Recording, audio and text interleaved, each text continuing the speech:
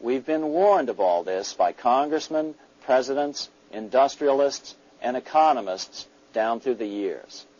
Religious leaders, too, have seen the danger. About 1898, during the time of William Jennings Bryan, Pope Leo XIII put it this way: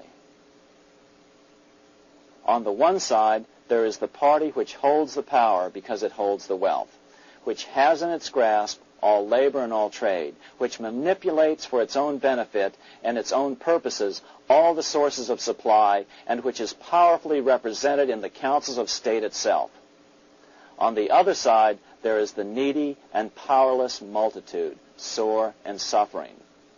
Rapacious usury, which, although more than once condemned by the Church, is nevertheless under a different form, but with the same guilt, still practiced by avaricious and grasping men, so that a small number of very rich men have been able to lay upon the masses of the poor a yoke little better than slavery itself. More recently, during America's Great Depression, Pope Pius XI spoke of the same problem. In our days, not alone is wealth accumulated, but immense power and despotic economic domination is concentrated in the hands of a few.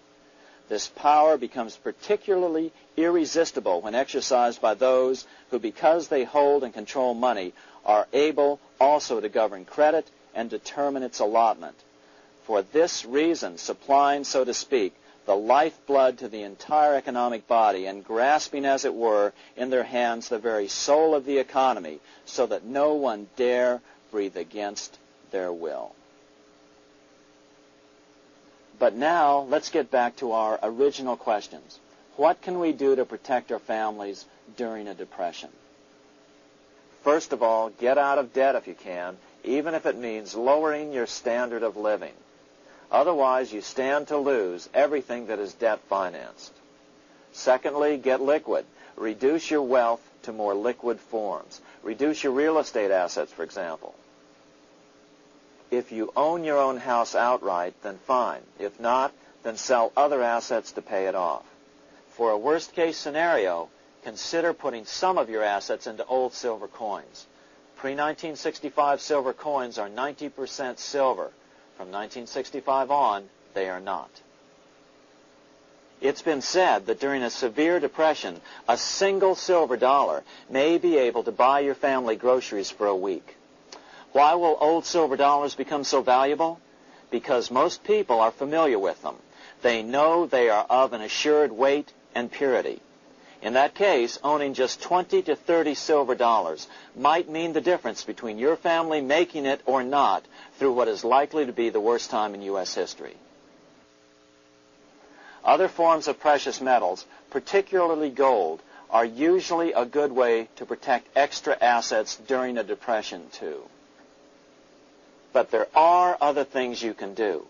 You might consider foreign currency funds. Consider opening a Swiss or Austrian bank account or a foreign currency denominated bank account in a U.S. bank.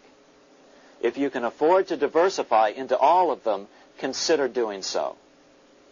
Educate your friends.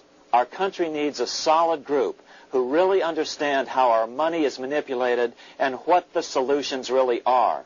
Because if a depression comes, there will be those who call themselves conservatives who will come forward advancing solutions framed by the international bankers. Beware of calls to return to a gold standard. Why? Simple. Because never before has so much gold been so concentrated outside of American hands. And never before has so much gold been in the hands of international governmental bodies such as the World Bank and International Monetary Fund.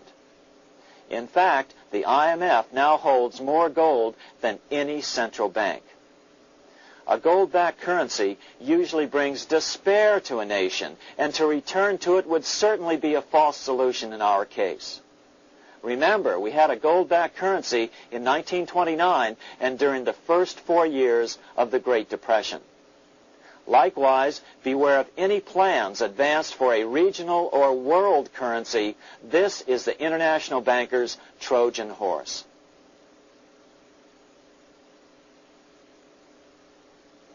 Educate your member of Congress. It only takes a few persuasive members to make the others pay attention. Most congressmen just don't understand the system. Some understand it, but are so influenced by bank PAC contributions that they ignore it, not realizing the gravity of their neglect. We hope we've made a valuable contribution to the national debate on monetary reform. It remains for each man to do his duty, consistent with his state in life. May God give us the light to help reform our nation and ourselves. We say ourselves because ultimately vast multitudes of men are going to be driven more and more to desperation by the accumulation of the world's wealth in fewer and fewer hands. Men will tend to become like their oppressors, selfish and greedy. Rather, let's keep in mind during this period of reform a warning not to lose sight of greater things. As Pope Pius XI put it, "For what will it profit men that a more prudent distribution and use of riches make it possible for them to gain even the whole world, if thereby they suffer the loss of their own souls? What will it profit to teach them sound principles in economics if they permit themselves to be so swept away by selfishness, by unbridled and sordid greed, that hearing the commandments of the Lord, they do all things contrary?"